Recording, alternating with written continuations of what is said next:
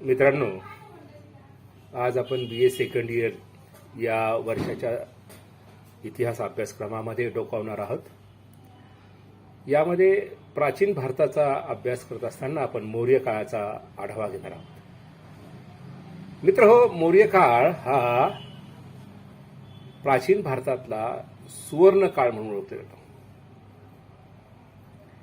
मौर्य काळातील जे महत्वपूर्ण राजे आहेत, सम्राट आहेत ज्याला आपण म्हणतो, त्यामध्ये चंद्रगुप्त मौर्य, सम्राट बिंदुसार, सम्राट अशोक, सम्राट कनिष्क, सम्राट शालिशुक असे 10 राजे त्यामध्ये येतात.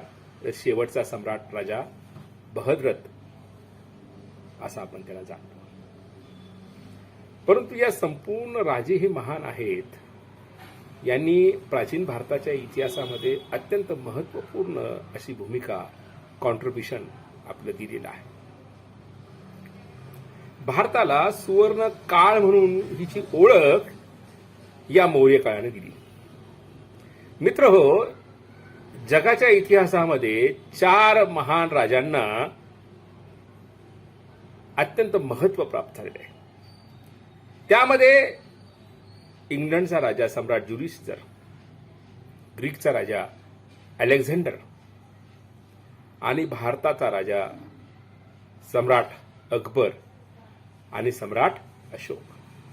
या 4ही राजामध्ये एक अनन्यसाधारण, अतिशय महत्वपूर्ण असं स्थान हे सम्राट अशोकांना आहे. या 4 महान राजांमध्येही सर्वात महान राजा म्हणून सम्राट अशोकाची गणना ही होते. मित्र, सम्राट अशोकाचा कार्यकाल इसवी पूर्व 269 ते इसवी पूर्व 232 असा मानला जातो. या सम्राट अशोकाच्या संदर्भानं अभ्यास करत असताना आपण काही मुद्द्याच्या आधारावरती सम्राट अशोकाच्या कालखंडाचा अभ्यास करू. त्यामध्ये सर्वप्रथम सम्राट अशोकाच्या संदर्भातली माहिती, ज्याला आपण इंट्रोडक्शन म्हणू. दुसरा मुद्दा की त्याने आपलं साम्राज्य कसं विस्तारित केलं. सम्राट चंद्रगुप्त आणि सम्राट बिंदुसारानंतर त्यांनी आपल्या राज्याचा विस्तार कसा केला या संदर्भानं आपण अभ्यास करू. नंतर त्याच्या जीवनामध्ये महत्वपूर्ण असं बदल घडवणारा कलिंग लढाईच्या संदर्भातनं आपण माहिती घेऊ. आणि कलिंगच्या लढाईनंतर त्याच्या मतामध्ये झालेलं परिवर्तन, त्याचा बौद्ध धर्माच्या प्रती निर्माण झालेला ओढा, आणि नंतर आपण बघतो की बौद्ध धर्माचा प्रसार जागतिक पटलावरती त्यांनी कसा केला. सम्राट अशोकानं भारताच्या इतिहासामध्ये असं कुठलं अमूल्य असं योगदान दिलं या संदर्भानं, आणि नंतर आपण मूल्यमापनाच्या संदर्भानं या प्रकरणाचा अभ्यास करू. सर्वप्रथम पहिल्या मुद्द्याचा आपण अभ्यास करत असताना हे लक्षात घेतलं पाहिजे की चंद्रगुप्त नंतर बिंदुसार, बिंदुसारानंतर सम्राट अशोक आणि अशोकानंतर महेंद्र आणि संघमित्रा हे त्याची 2 मुलं, या संदर्भानं अभ्यास आपल्याला करणं अगत्याचं ठरतं. इसवी पूर्व 304 मध्ये सम्राट अशोकाने या राज्याच्या आधिपत्याच्या संदर्भातनं आपली भूमिका निभवायला सुरुवात केली. आणि सम्राट बिंदुसार, जो सम्राट चंद्रगुप्ताचा मुलगा होता, त्याच्या उदरी आणि माता धर्मा हिच्या उदरी सम्राट अशोकाचा जन्म झाला. त्याला अनेक भाऊ बहिणी होते. काही इतिहासकार तर असं म्हणतात की त्यांना 100 भाऊ बहिणी होत्या. आणि 100 भाऊ बहिणी असणारा हा सम्राट अशोक यांनी संपूर्ण भावांचा वध करून केवळ एकच भाऊ, जो वीट अशोक होता, त्याला जीवन ठेवला आणि त्याने आपलं राज्य हस्तगत केलं. त्याने त्याचा मोठा भाऊ जो सुशीम होता त्याची हत्या केली. अशा प्रकारचा एक रक्तरंजित इतिहास आहे असं काही इतिहासकार सांगतात. आणि तो अत्यंत क्रूर असा राजा होता सुरुवातीला, आणि खूप असा ज्याला आपण म्हणतो क्रूर अशा घटना त्याच्या जीवनाशी संबंधित आहेत असे इतिहासकारांचं मानणं आहे. त्याच्या पश्चात आपण असं बघतो की त्यांनी ज्यावेळेस राज्यकारभार स्वतःच्या हातात घेतला तर तो सुरुवातीला त्याच्या वडिलांनी त्याला पंजाबमधील तक्षशिला या भागाचा राज्यपाल नियुक्त केलं होतं. तो राज्यपाल असतानाच त्यांनी आपली शौर्याचं प्रतीक दाखवलं आणि परकीय आक्रमण, ग्रीक आक्रमण त्यांनी परतवून लावलं आणि त्या भागावरती आपलं वर्चस्व निर्माण केल्याचं लक्षात येतं. आणि या वर्चस्वाच्या बळावर तो एक शौर्यशाली असल्या कारणानं त्याने नंतर आपला दावा हा सम्राट पदावरती बिंदुसाराच्या नंतर या गादीचा वारसदार म्हणून आपली स्वतःचं एक स्थान निर्माण केलं असं आपण म्हणू शकतो. इसवी सन 262 मध्ये आपण बघतो की मौर्यांचं राज्य हे अत्यंत विस्तारित असं मोठं राज्य होतं. मित्र, आज जे भारतवर्ष आपण बघतो 1947 नंतर, आणि त्याच्यापूर्वी आपण मुघलांचा भारत जो बघितला, सम्राट अकबराच्या काळातला, शहाजहानाच्या काळातला, त्यापेक्षाही मोठं राज्य, मोठा भौगोलिक विस्तार मौर्य राज्याचा होता. उत्तरेला अगदी आपण बघतो की अफगाणिस्तान हा भारताच्या मौर्य राज्याचा भाग होता. त्याच्या शिवाय इराणपर्यंत पोहोचलेल्या होत्या असं आपल्या लक्षात येतं. आणि दक्षिणेमध्ये श्रीलंका आणि तामिळनाडूचा काही भाग, केरळचा काही भाग सोडला तर संपूर्ण भारतावरती त्याचं आधिपत्य होतं असं आपल्या लक्षात येतं. अगदी आजचा पाकिस्तान, आजचा अफगाणिस्तान, आजचा नेपाळ, आजचा ज्याला आपण म्हणतो दक्षिण भागामधला पूर्व पाकिस्तान, ज्याला बांगलादेश म्हणतो, हा सम्राट अशोकाच्या मौर्य काळाचा भौगोलिक विस्तार असणारा देश त्यावेळेला होता असं आपल्या लक्षात येतं.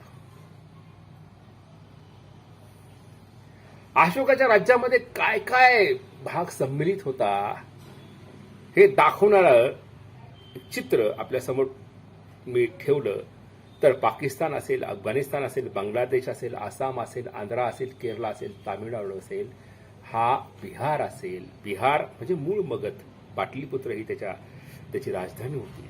तिथनं याने एवढा मोठा साम्राज्याचा विस्तार सम्राट अशोकाच्या काळामध्ये मौर्यांचा होता असं आपल्या लक्षात येतं. एवढं असूनही कलिंग जो भाग आहे तो कलिंग भागामध्ये एक छोटंसं राज्य तिथं गोदावरी नदीच्या काठी होतं. महानदी आणि गोदावरी नदीच्या बंगालच्या आजूबाजूला अगदी छोटंसं राज्य ते आपलं स्वतंत्रपणे काम करत होतं. सम्राट अशोकाला वाटलं की ह्या राज्यावरही आपलं आधिपत्य हे प्रस्थापित झालं पाहिजे आणि हे प्रस्थापित करण्याच्या संदर्भानं त्यांनी कलिंगच्या युद्धाला सुरुवात केली. त्याला त्या राज्याचं स्वातंत्र्य नको होतं. आता ह्याच्याविषयी अनेक आख्यायिका आहेत. काही इतिहासकार म्हणतात की कलिंग मधली जी मंडळी होती, जी राज्यकर्ती मंडळी होती किंवा जी प्रजा होती, ही अनह्युमन बिहेवियर करत होती आणि तिथं अत्यंत क्रूर प्रकारच्या प्रथा कार्यरत होत्या आणि त्या प्रथा सम्राट अशोकांना किंवा मौर्यांना मान्य नव्हत्या. त्या प्रथा बंद करणं आणि एक चांगलं साम्राज्य निर्माण करणं हाही त्याच्या मागचा हेतू होता असे काही इतिहासकार मानतात. परंतु हे युद्ध ज्यावेळेस पुकारलं गेलं त्यावेळेस 60,000 माणसाचं सैन्य, 10,000चं घोडदळ आणि 600 हत्ती अशा प्रकारचं सैन्य घेऊन सम्राट अशोकाने त्या भागावरती आपलं राज्य प्रस्थापित करण्याची भूमिका स्वीकारली. आणि प्रचंड मोठी मनुष्यहानी झाली. असं म्हणतात की त्या काळाच्या अनुसार जवळपास 1 कोटी ते 1.5 कोटी लोक त्या युद्धामध्ये मारल्या गेली. याला प्रचंड मोठं महायुद्ध अशा प्रकारची गोष्ट. लेकरं बायका ह्या सुद्धा या युद्धातनं आलिप्त राहू शकल्या नाही आणि त्यांचा त्याच्यामध्ये युद्धामध्ये बळी गेला. आणि हे युद्ध झाल्यानंतर जे मनुष्य हिंसेचं जे चित्र सम्राट अशोकाच्या बघितलं त्यानंतर त्याच्या मतामध्ये परिवर्तन झालं अशा प्रकारची एक इतिहासकारांचं म्हणणं आहे. आणि मग वापस कलिंग युद्धानंतर त्याची जी देवी नावाची राणी होती ती बुद्धिस्ट होती, ती बौद्ध धर्माला खूप मानणारी होती आणि बौद्ध धर्म अर्थातच अहिंसेचा एक तत्व मानणारा असल्या कारणामुळे एवढ्या क्रूर प्रकारच्या हिंसा हे तिनं अमान्य केल्या आणि तिने सम्राट अशोकाला याविषयी एक आपलं प्रबोधनपर व्याख्यान दिलं. आणि भंते उपगुप्ताच्या सहवासामध्ये नंतर मात्र त्यांनी युद्ध करणार नाही, युद्धघोष सोडून बुद्धघोष करण्याची शपथ त्यांनी घेतली आणि अहिंसा हे तत्वज्ञानाला त्यांनी मान्यता द्यायला सुरुवात केली असं आपल्या लक्षात येतं. आणि मग त्यांनी सत्य, दयाभाव, पवित्रता, चांगुलपणा आणि दान धर्म या गोष्टीला त्याच्या राज्यामध्ये लागू करायला सुरुवात केली. एवढ्यावर तो थांबला नाही. तर हा बौद्ध धर्म केवळ मौर्य साम्राज्यामध्ये राहता कामा नये तर याचा जागतिक पद्धतीने विस्तार झाला पाहिजे असा विचार त्यांनी व्यक्त केला. त्यांनी एक स्वतःचं धार्मिक प्रचार करणारं एक डिपार्टमेंट निर्माण केलं, एक विभाग निर्माण केला, एक गव्हर्नमेंटचा विभाग निर्माण केला आणि भंतेंना तिथं ज्याला म्हणतो आपण सर्व्हिसला ठेवून, सेवेत ठेवून त्याच्या मार्फत शासकीय यंत्रणेमार्फत बौद्ध धर्माचा प्रसाराचं काम त्यानं मोठ्या युद्ध पातळीवर पुढे करायला सुरुवात केली. यासाठी अगदी त्यांनी स्वतःचा मुलगा महेंद्र आणि संघमित्रा याला तयार करून श्रीलंका या देशामध्ये बौद्ध धर्माच्या प्रसारासाठी पाठवलं. आणि अनेक लोकांना मग सिरिया असेल, इजिप्त असेल, मेसोपोटेमिया असेल या ठिकाणी त्यानं बौद्ध धर्माच्या प्रसारासाठी लोकांना पाठवलं. आणि हे करण्यासाठी त्यांनी मोठे मोठे हॉस्पिटल उघडलेत. गरिबांना मदत करण्यासाठी त्यांनी समाज कल्याणाचे विभाग निर्माण केले. आपल्या सर्व्हिसमध्ये स्त्रियांना ठेवून घेतलं, त्यांनाही प्रचाराची जबाबदारी दिली. आणि याचा फायदा असा झाला की हजारो लाखो लोक हे बौद्ध धर्माकडे आकर्षित झाले. त्यांनी जवळपास 84,000 स्तूप आणि विहार बांधण्याचं नोंद इतिहासामध्ये आहे असं काही इतिहासकार मानतात. अनेक केव्ज, लेण्या, स्तूप्स त्यांनी निर्माण केले. जिथे तथागत गौतम बुद्धाचा जन्म झाला अशा लुंबिनी या ठिकाणी त्याने स्वतःचं स्तूप निर्माण केले आणि त्या स्तूपावरती त्याच्या विचारधारेचा, बौद्ध धर्माच्या विचाराचा आणि त्याच्या राज्याच्या संकल्पनेचा उहापोह केला. असे अनेक शिलालेख आजही आपल्याला उपलब्ध मिळतात. जेम्स प्रिन्सेप या इतिहासकाराने ते शोधून काढले आणि ब्रह्मी आणि खरोष्टी लिपीतले ते शिलालेख त्यांनी वाचून जनतेसमोर आणि इतिहासकारांना, अभ्यासकांना ते उपलब्ध करून दिल्याचं आपल्याला नोंद आहे. आज आपण बघतो की त्याचे जे शिलालेख आहेत, त्याची जी हे आहेत, त्यांनी अनेक असे जागतिक स्तराचे हेरिटेज युनेस्कोनं मान्य केलेले आहे. आज सारनाथाचं जे त्याचं हेरिटेज आहे, पाठीला पाठ लावून बसणारे सिंह आणि स्तंभ ज्याला आपण अशोक स्तंभ म्हणतो, तो अशोक स्तंभ आज भारताचा म्हणजे आजच्या लोकशाहीवादी भारताचं एक त्याला म्हणतो आपण मुद्रा आहे. ते मुद्रा म्हणून त्याचा स्वीकार केलेला आहे.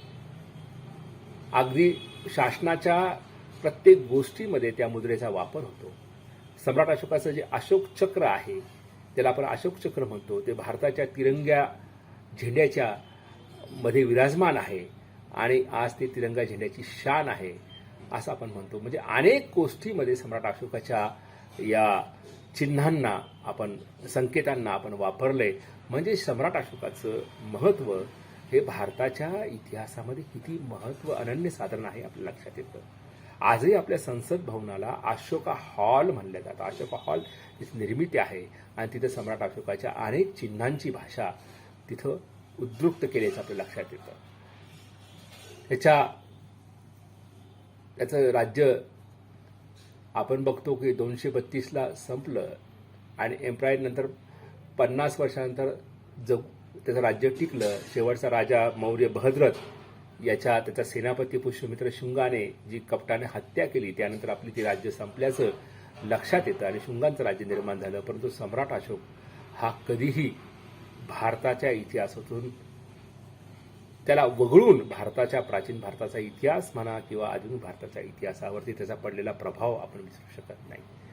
आजही त्या भारताच्या नाण्यावरती सम्राट अशोकाच्या चिन्हांचं कोधणं असेल, त्याच्या बौद्ध धर्माप्रती केलेलं कार्य असेल, त्याचे अनेक स्तूप असतील, त्या स्तूपावरती कोरलेले त्याचे सिद्धांत असतील, हे सिद्धांत लोकांच्या जनमानसात रुजलेले आहेत. आणि आज आपण बौद्ध धर्माला एवढ्या जागतिक स्वरूपामध्ये बघतो तर त्याचं महत्त्वाचं रिझन आहे की जागतिक स्तरावरती बौद्ध धर्म जो प्राचीन भारतामध्ये पोहोचवण्याचं काम केलं ते महान सम्राट अशोकाने केलं असं आपल्याला म्हणता येतं. आणि सम्राट अशोक हा या भारताच्या इतिहासातला अत्यंत अनन्यसाधारण असा राजा आहेच नव्हे, तो जगातल्या इतिहासातला अत्यंत अनन्यसाधारण असा राजा आहे असं आपण म्हणू. एवढं बोलून मी हे लेक्चर संपवतो. धन्यवाद.